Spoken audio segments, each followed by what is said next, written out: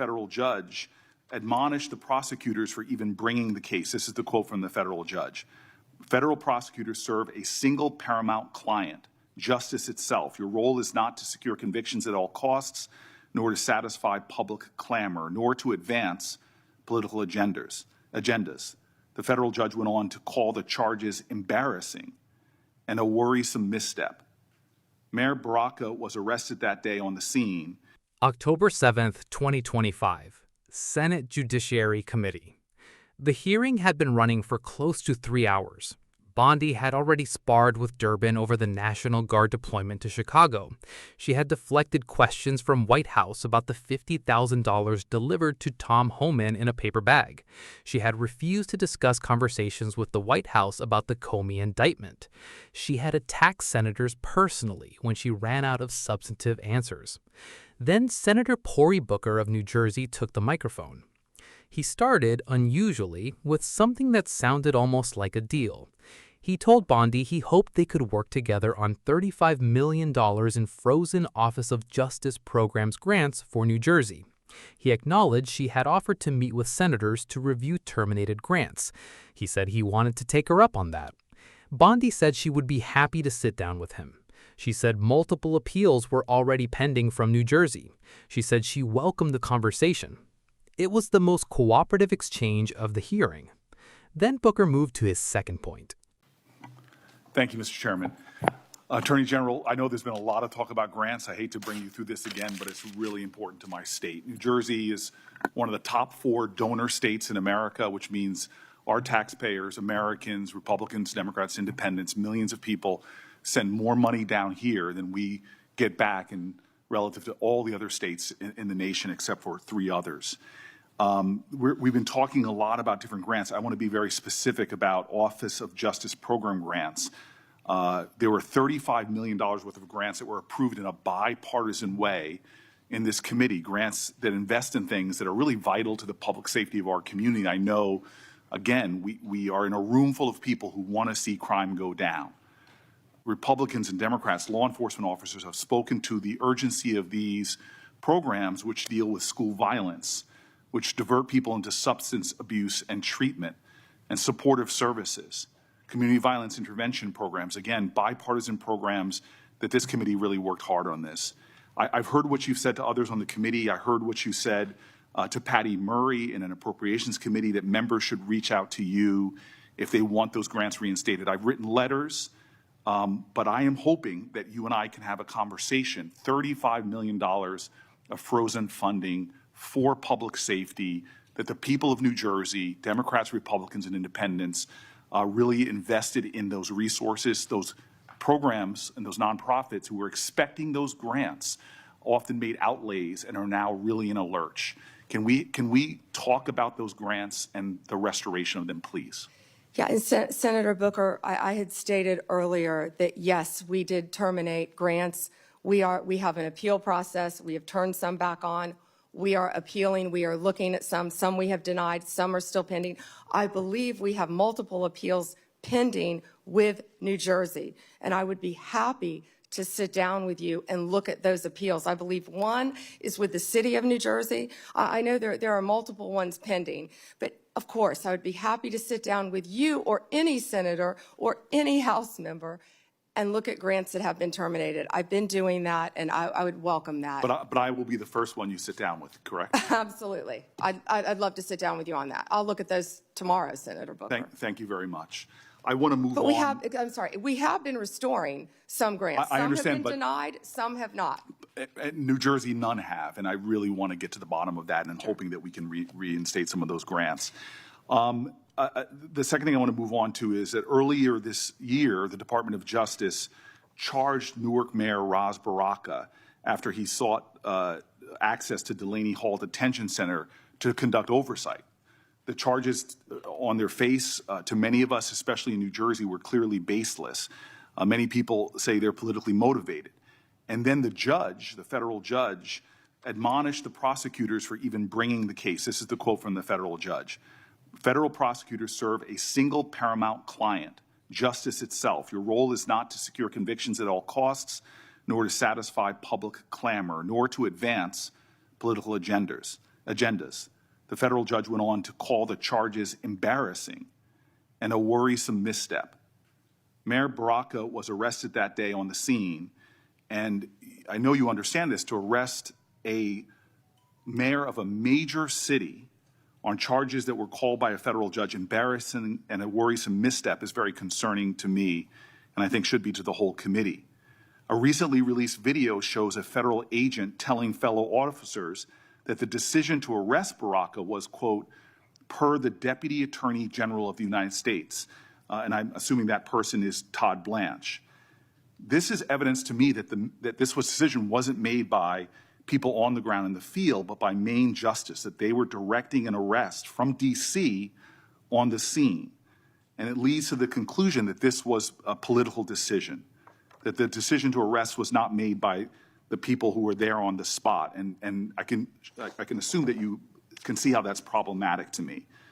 So I have questions not about the case, but really about how the decisions to arrest and charge Baraka and now MacIver, Congresswoman MacIver, were really made. Before this committee, I am saying that I'm going to submit these questions for the record, and I'm really hoping that we can understand how those decisions, as our oversight, how we're making decisions, especially for high-level officials in my state, the mayor of our largest city, the congressperson of that city, and I'm hoping that you can respond to those letters on the record. Yeah, and Senator, that matter is ongoing, and so I can't discuss it. As an attorney, you realize I can't discuss an ongoing matter. And I respect that. I guess I just want to know, and we'll leave this for the questions for the record about the decisions on how they're being made, not the case in itself. I want to move on. And again, I've heard your testimony so far. I know that there is data about violent crime in this city, but I'm really concerned about the application of Justice Department resources towards the challenges we have. You and I both know that about 11,000 Americans have been killed by a firearm just this year.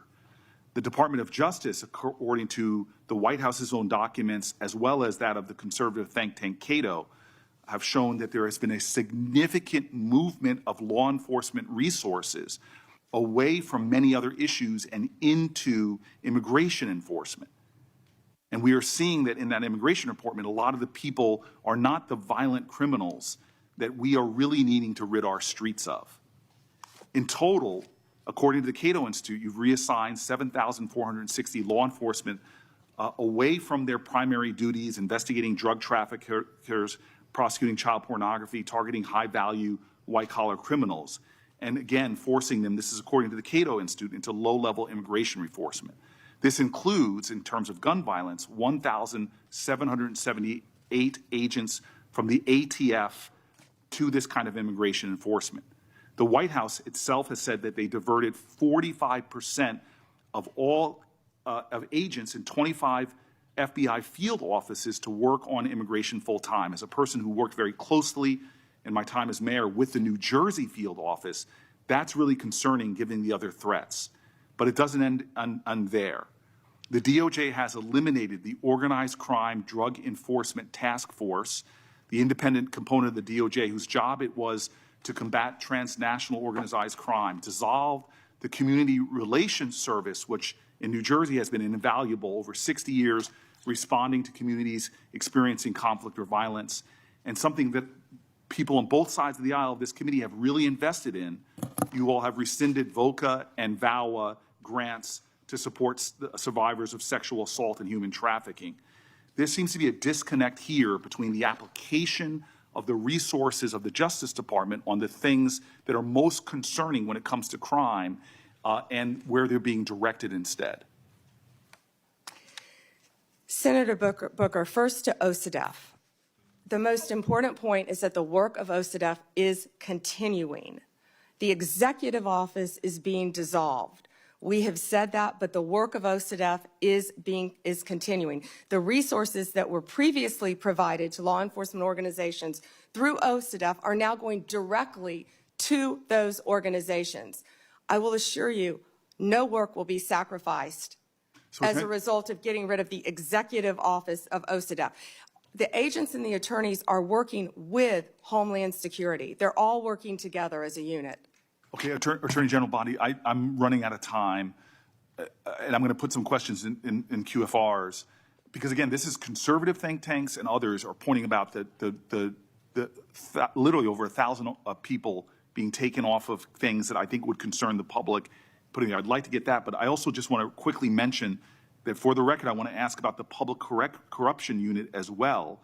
We now have gone from a public integrity section that went from 36 full-time prosecutors to now only 2. And yet we know, Democrats and Republicans, there is a real problem with public corruption in our country. And we know that the DOJ has stopped enforcing the Foreign Corrupt Practices Act, disbanded the Foreign Influence Task Force, dismissed the indictment against Trump donor Andrew Weidenhorn, cut back on white-collar investigations. My list goes on. I'm running out of time. But I will ask for the record against not only reassigning officers and prosecutorial resources from the other things I mentioned, but public corruption is really important. I want to talk about an area of bipartisanship on this committee, which is antitrust. This is a very bipartisan area. In June, the Antitrust Division finalized a proposed consent decree with Hewlett-Packard Enterprises and Juniper Networks, settling the DOJ's challenge to the company's $14 billion merger. Reportedly, your Chief of Staff, Chad Mizell, and Acting Deputy Attorney General Woodard overruled career antitrust staff and approved the merger.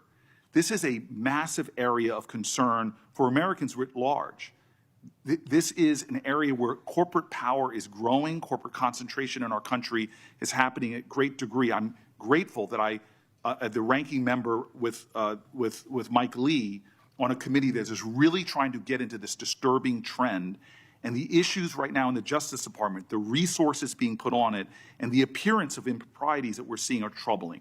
All I want to ask as my final question is, would you commit, just to talk about antitrust, to coming before the Antitrust Subcommittee, led by Senator Lee, to discuss antitrust enforcement in our country?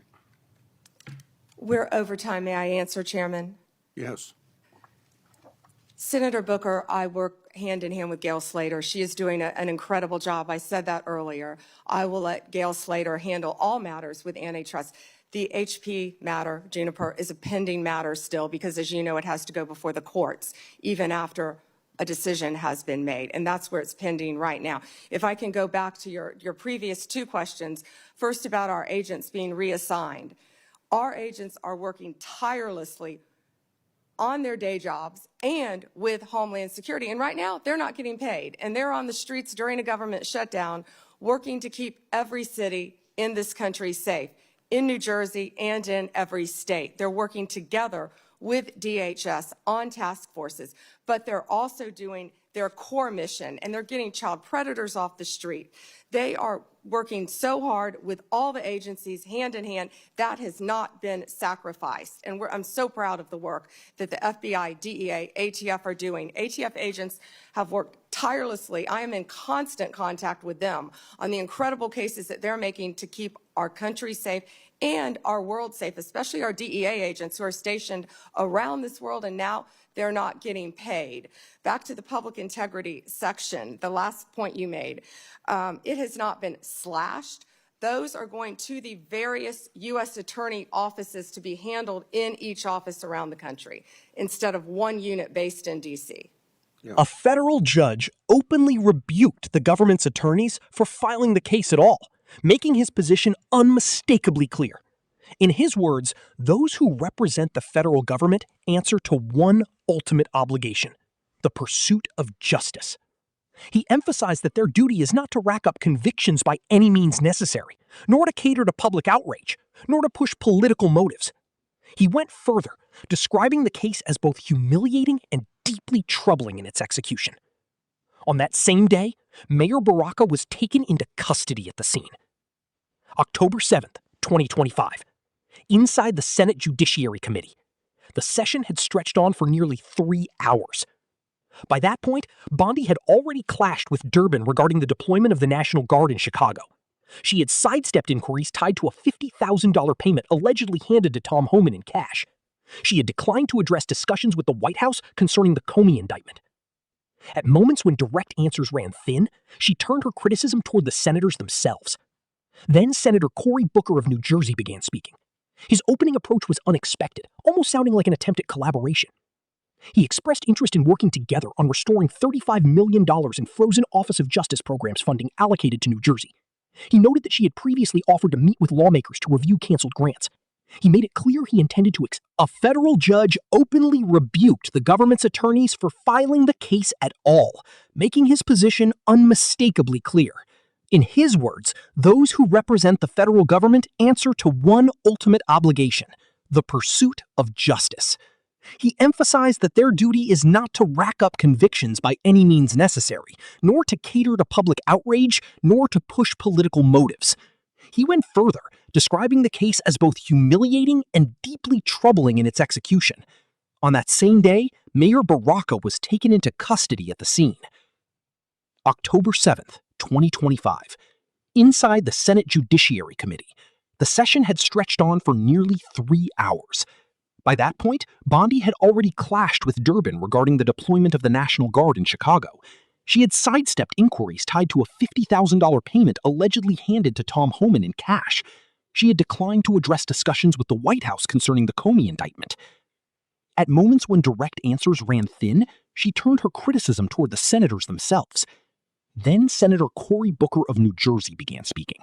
His opening approach was unexpected, almost sounding like an attempt at collaboration. He expressed interest in working together on restoring $35 million in frozen Office of Justice programs funding allocated to New Jersey.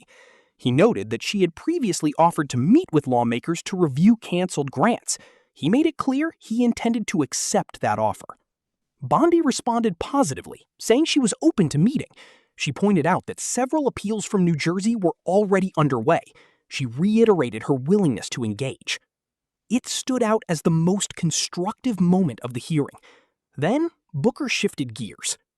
Thank you, Mr. Chairman. Attorney General, I know this topic has come up repeatedly, but it carries real weight for my state. New Jersey ranks among the top donor states, meaning our residents contribute more federal tax dollars than they receive back compared to nearly every other state. We've discussed grants broadly, but I want to narrow in on these specific justice program funds. $35 million were approved with bipartisan backing, funds aimed at strengthening public safety in tangible ways. Everyone in this room wants safer communities. Law enforcement leaders across party lines have stressed how critical these initiatives are. They address school safety, addiction recovery, and community-based violence prevention, programs both parties have supported and helped build. I heard your earlier comments, including your remarks to Senator Patty Murray encouraging outreach for reinstating grants. I've sent letters, but I'd prefer a direct conversation. These funds support nonprofits and local efforts that have already committed resources based on promised funding. Now, they're left in uncertainty. Can we discuss restoring that support? Bondi replied that some grants had been terminated, but were subject to an appeals process. Some had been reinstated, others denied, and several remained under review. She believed multiple appeals from New Jersey were still pending. She reiterated her willingness to meet and review those cases personally, noting at least one involved a New Jersey municipality. Booker pressed, asking if he would be the first to meet with her. She agreed, saying she would review the cases promptly. He thanked her and moved forward. He acknowledged that some grants had been restored elsewhere, but emphasized that none had been reinstated for New Jersey. He wanted clarity and resolution. Then he pivoted. Earlier this year, the Justice Department charged Newark Mayor Ras Baraka after he attempted to access the Delaney Hall detention facility as part of an oversight effort. To many observers, particularly in New Jersey, the charges appeared unfounded. Some even argued they were politically driven. A federal judge reviewing the case criticized the prosecutors sharply. He reminded them that their duty is to justice, not convictions, not public pressure, not politics. He labeled the charges embarrassing and a concerning error. Yet Baraka had still been arrested that day. Booker underscored how alarming it was to see a major city's mayor arrested under circumstances later condemned so strongly by a judge. He referenced newly surfaced video in which a federal agent stated the arrest decision came from the Deputy Attorney General To Booker, that suggested the call wasn't made by agents on the ground, but directed from Washington. That implication raised serious concerns about political influence in law enforcement decisions. He clarified that his focus wasn't on the legal case itself, but on how the decision to arrest and to charge was made. He said he would submit formal questions and expected answers on the record. Bondi declined to comment, citing the ongoing nature of the case. Booker acknowledged that limitation, but reiterated his interest in understanding the decision-making process. Then he moved on again. He expressed concern about how Justice Department resources were being allocated. He noted that roughly 11,000 Americans had already died from gun violence that year. Reports, including those from the White House and the Cato Institute, indicated a significant shift in law enforcement priorities toward immigration enforcement. Many individuals targeted in those efforts, he noted, were not the violent offenders posing the greatest threat. According to those findings, over 7,000 personnel had been reassigned away from duties like drug trafficking investigations, child exploitation cases, and white-collar crime enforcement. That included nearly 1,800 ATF agents redirected from gun-related work. The White House itself reported that nearly half of agents in multiple FBI field offices were now focused primarily on immigration enforcement. Booker described this as deeply concerning, especially given other pressing threats. He also pointed to structural changes within the department. The Organized Crime Drug Enforcement Task Force had been dismantled at the executive level. The Community Relations Service, with decades of experience mediating community conflicts, had been eliminated.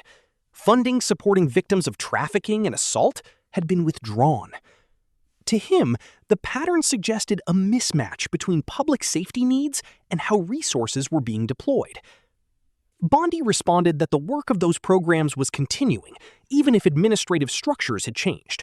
She said resources were being redistributed directly to operational units and emphasized collaboration with Homeland Security. Booker, running short on time, indicated he would submit additional questions for the record. He also raised concerns about the Public Corruption Unit.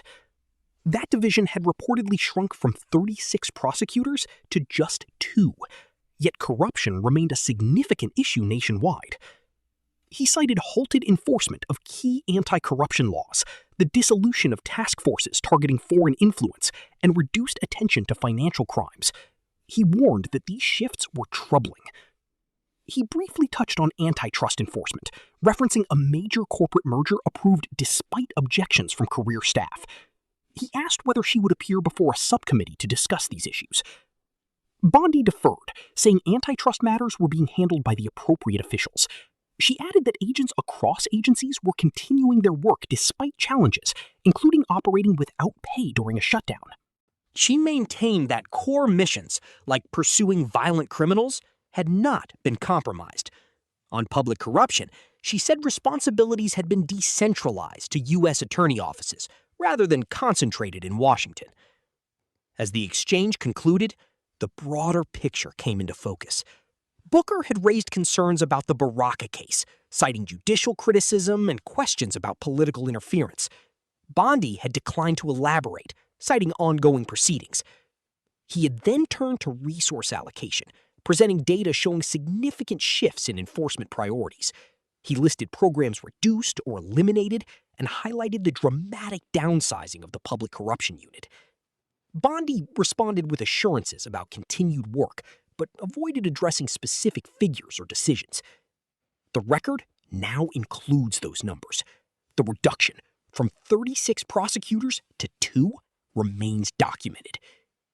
Booker's questions were precise, supported by data, and delivered calmly. The responses he received leaned on generalities and procedural limits. And that contrast is now part of the official record. Don't forget to subscribe to this channel.